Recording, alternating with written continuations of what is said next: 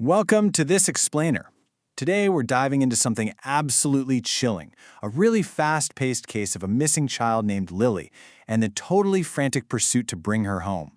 We're going to map out exactly how this terrifying situation was resolved through some incredible, quick thinking, sharp observation, and an absolutely unbreakable family bond. Let's jump right in. Ethan, where's Lily? She was just here. We're starting right off with the sudden, cold realization that literally every parent or sibling completely dreads, right? This one simple line throws us instantly into the frantic search for a young girl who vanished in just a split second. I mean, one moment she's walking alongside her family, and the next, absolute panic sets in as her brother Ethan realizes she's just gone from sight.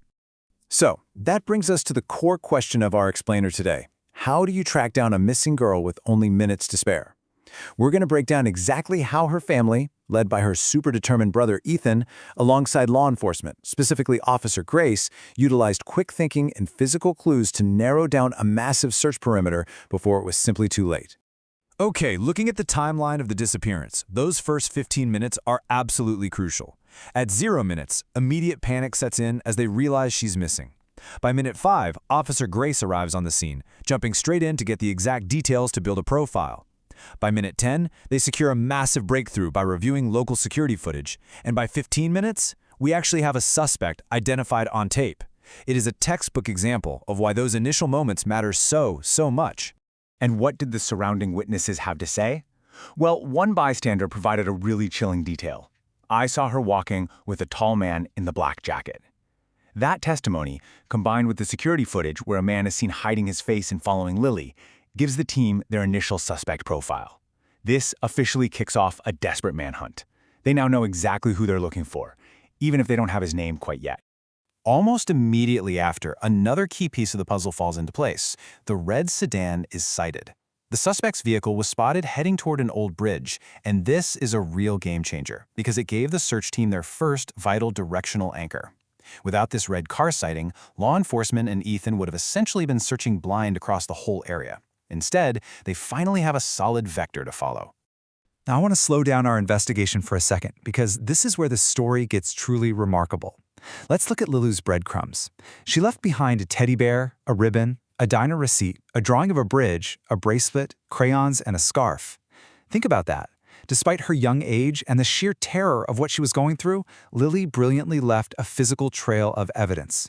She literally turned everyday objects into critical breadcrumbs to guide her rescuers.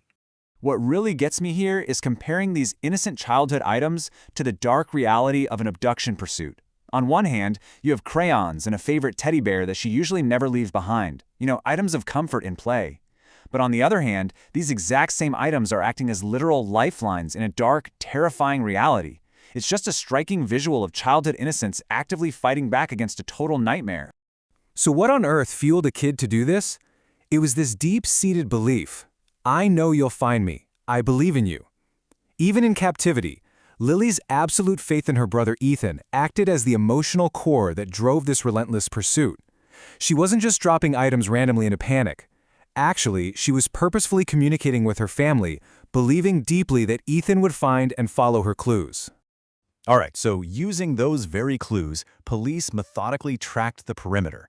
First step, a dropped diner receipt leads them directly to a witness who saw that red car. Step 2, that witness tracks the car's direction to a specific forest road. And finally, step 3, by following the road and that continued trail of dropped items, they ultimately locate an isolated cabin out in the woods. And right here, the trail really warms up. The pacing of the investigation just accelerates rapidly as the pursuit converges on this cabin.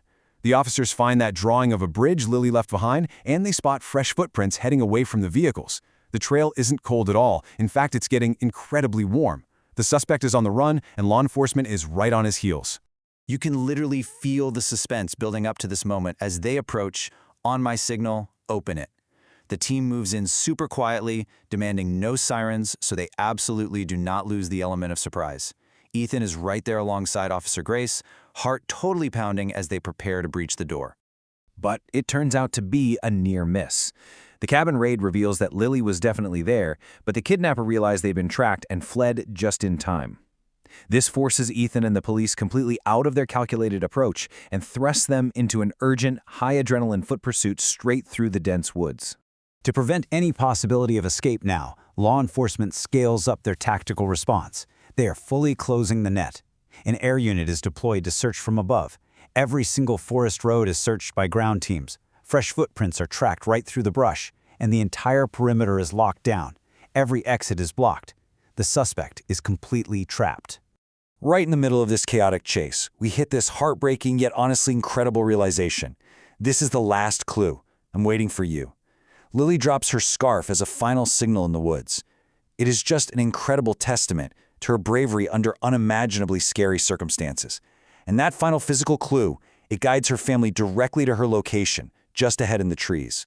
Finally, the suspect surrenders. Cornered by that locked perimeter, the air unit circling overhead, and the sheer, relentless pursuit of Officer Grace and Ethan, the kidnapper realizes there is literally nowhere left to run.